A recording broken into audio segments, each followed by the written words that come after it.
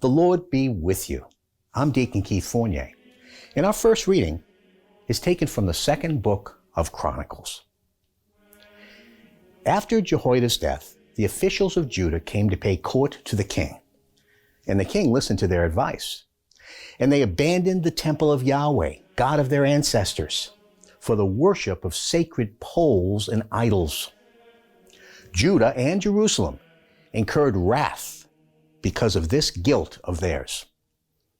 He sent their prophets to lead them back to Yahweh. These put the case against them, but they would not listen. The Spirit of God then invested Zechariah, son of Jehoiada the priest, and he stood up before the people and said this, God says this, why transgress Yahweh's commands to your certain ruin? For if you abandon Yahweh, he will abandon you. They then plotted against him and, at the king's order, stoned him in the court of the Temple of Yahweh. Thus King Joash, forgetful of the devotion which Jehoiada, father of Zechariah, had displayed on his behalf, murdered his son, who cried out as he died, Yahweh will see this and avenge it. At the turn of the year, the Aramean army made war on Joash. When they reached Judah and Jerusalem, they massacred all the nation's government officials and sent all their booty to the king of Damascus. Although the invading Aramean army was only a small body of men, Yahweh allowed them to defeat a very large army because they had abandoned Yahweh, God of their ancestors. Thus, they executed judgment on Joash.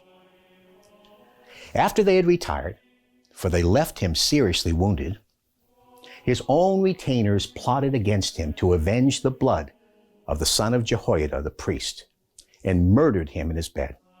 When he died, he was buried in the city of David, but not in the tombs of the kings. And our response is from Psalm 89.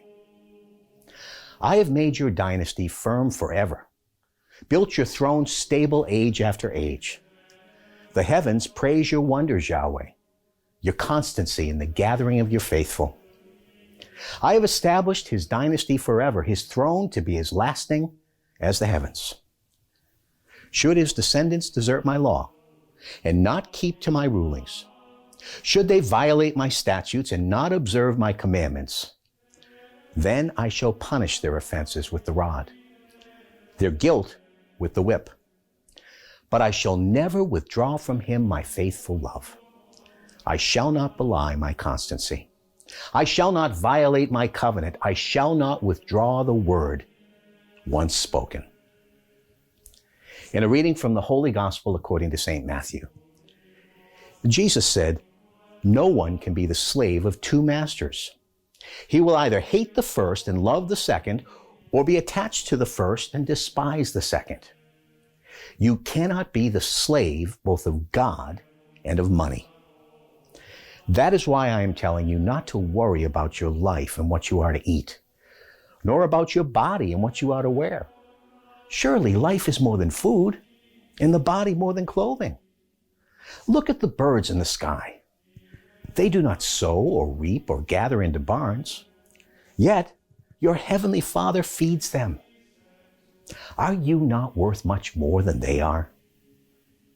Can any of you, however much you worry, add one single cubit to your span of life? And why worry about clothing? Think of the flowers growing in the fields. They never have to work or spin, yet I assure you that not even Solomon in all his royal robes was clothed like one of these.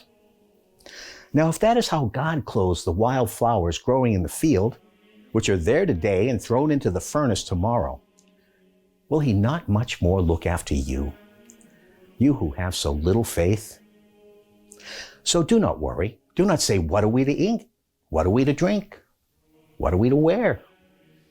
It is the Gentiles who set their hearts on all these things. Your heavenly Father knows you need them all. Set your hearts on his kingdom first, and on God's saving justice, and all these other things will be given you as well. So do not worry about tomorrow. Tomorrow will take care of itself. Each day has enough trouble of its own. The Gospel of the Lord.